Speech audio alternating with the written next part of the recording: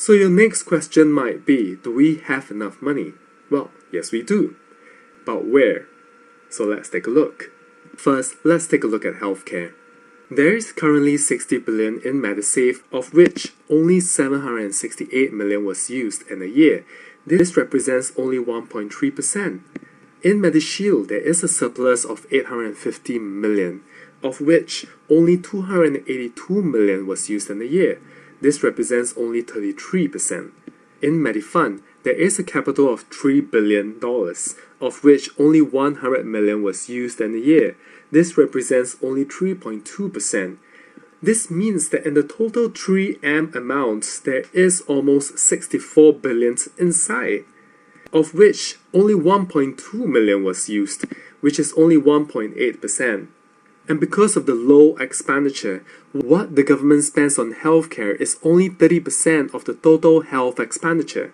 Now, if the government was to just spend 10% of the total 3M amounts, the government would be able to increase their expenditure on health to 70%, or what is the average of what the governments in the other high-income countries are actually spending.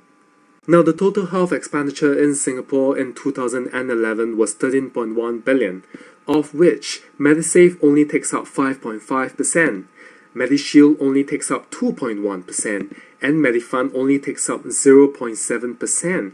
Singaporeans have to spend more than 60% out of pocket, and government subsidies only account for 30%.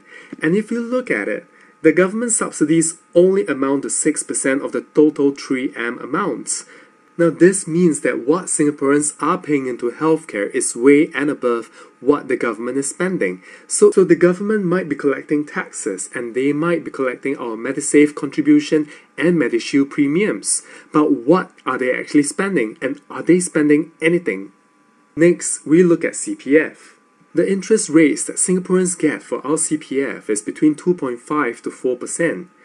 Now, it is known that our CPF is invested in the reserves, and our reserves are invested by the GIC and Temasek Holdings. GIC earns 6.5% interest since inception. Temasek Holdings earns 16% interest since inception.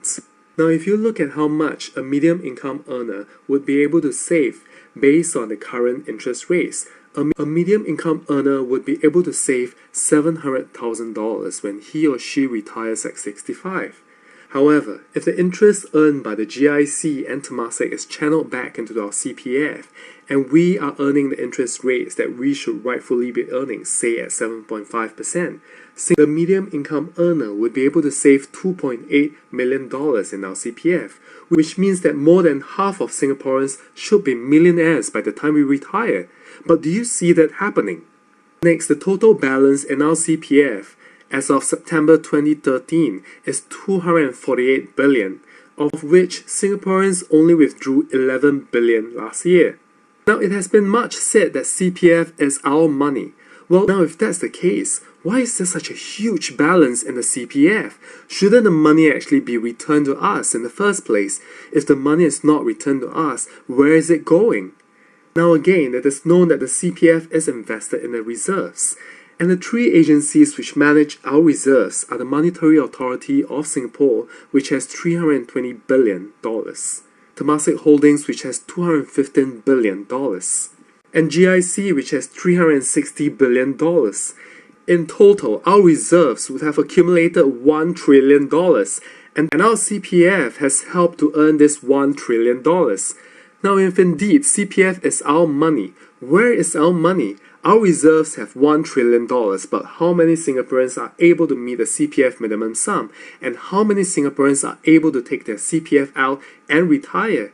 And we still see many older Singaporeans working as cleaners in our hawker centres, food courts and toilets. But are they able to retire? Meanwhile, in our reserves, there is $1 trillion, which our CPF has helped to earn. So is our CPF our money? Now think again. Next, let's look at housing. Now, if we look at a 4-room HDB flat, which costs about $250,000, the construction costs for the flat would take up about 40% of the cost, which is about $100,000.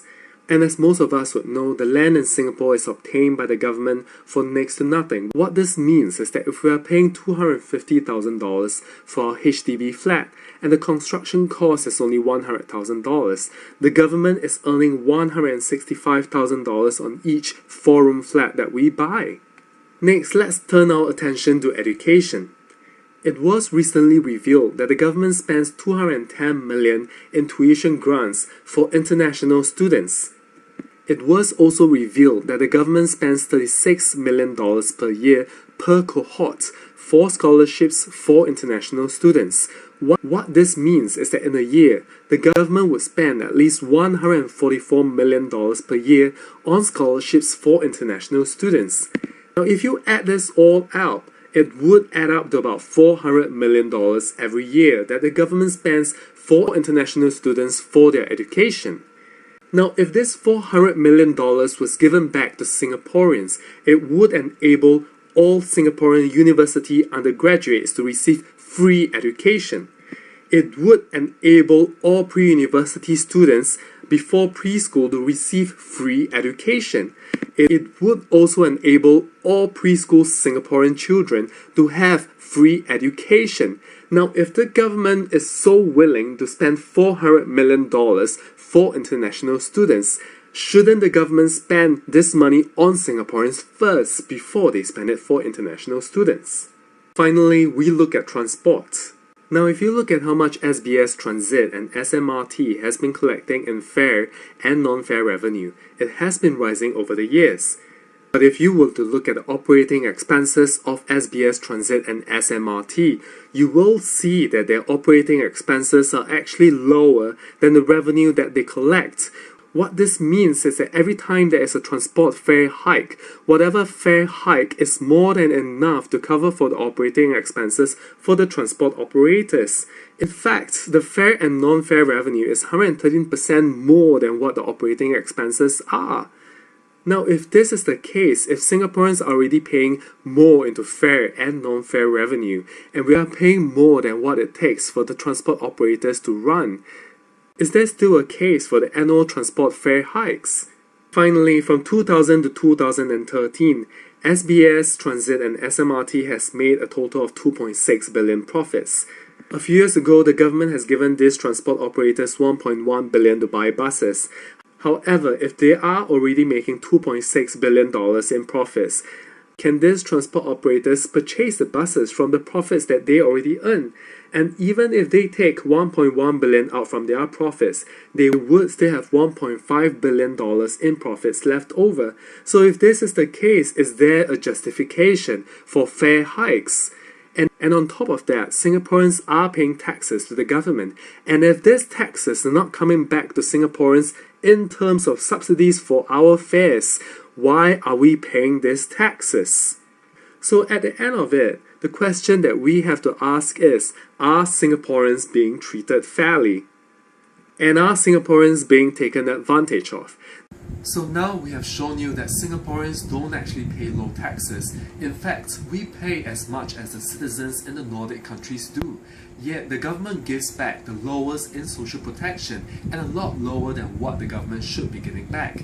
In short, Singapore has one of the highest prices in the world, while Singaporeans earn the lowest wages among the high-income countries, which means that our purchasing power is also very low. But in addition to paying taxes, Singaporeans are also paying out of pocket for public services like healthcare, education, transport, housing, and retirement. So what this means is that not only are Singaporeans paying more than what we should, we are actually double paying for these public services. Now, if the government is making us pay more than what we need to, yet they are not giving back what they should, and at the same time they are earning the money from us, why are we paying taxes? And why are we not getting the subsidies back? Why are prices so high? Now, if you look at the other countries, the higher the GDP per capita, the higher the government spending on public services. Yet, the PAP fails on all accounts. The public spending by the government on public services is very low, even though Singapore's GDP per capita is one of the highest in the world. Now, I'm very worried if indeed we are paying very high taxes in Singapore and we are also double paying, yet we are not getting the social protection and the subsidies back for the government. Is there a need for the government to be accountable and transparent to Singaporeans on how the money that is collected from Singaporeans is being spent?